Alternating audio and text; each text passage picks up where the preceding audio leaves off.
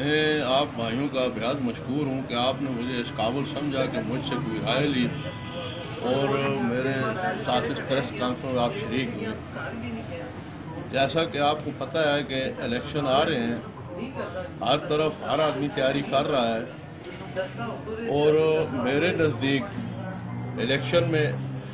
उस आदमी को ज़रूर हिस्सा लेना चाहिए जो ये समझता है कि मैं आवाम की खिदमत कर सकता हूँ, वक़्त दे सकता हूँ और मैं किसी के काम आ सकता हूँ। वो अपनी इन सलाहियतों को बुरे कार लाए, उसका हक बनता है। जैसा कि मैंने सुना है मुस्लिम लीग नून की तरफ से टिकट का मसला है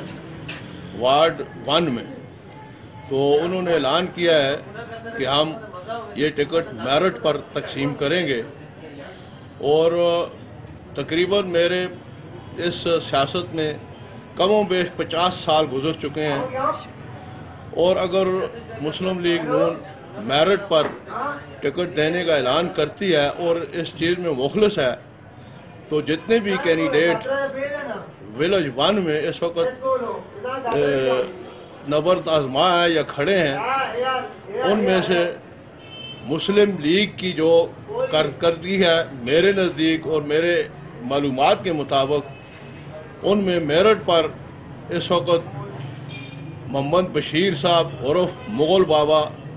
ये हकदार हैं और मेरिट पर ये पूरे उतरते हैं कि 5 साल कारकर्दगी अगर देखी जाए तो ये मुझे हर वक्त हरकत व अमल में नज़र आए। मुस्लिम लीग के लिए इन्होंने काफ़ी कुर्बानियाँ दी और हर इज्तिमा और हर मीटिंग में ये शरीक रहे। इनकी वीडियोज़ में देखता रहता हूँ, मेरे पास भी आती हैं।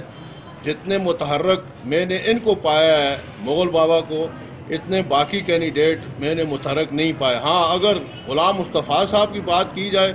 तो वो भी मुतहर्रक शख्स है। उनके अलावा अगर जो इलेक्शन में हिस्सा ले रहे हैं उनमें से अगर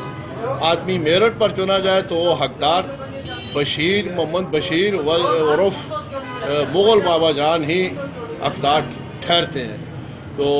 मेरी यही गुजारिश है मुस्लिम लीग नून के वर्करों से, जिनके इख्तियारात में दिया गया है कि वो टिकट की तकसीम करें, अगर वो मेरिट पर करना चाहते हैं अपने वादे के मुताबिक और ये अहद किया मेरिट पर होगा, तो फिर हकदार मुग़ल बाबा से बेहतर कोई भी नहीं है और हर चीज़ खुदा के इख्तियार में है। आप हक पर फैसला करें तो आगे अल्लाह की मदद, अल्लाह की मर्जी शामिल हुई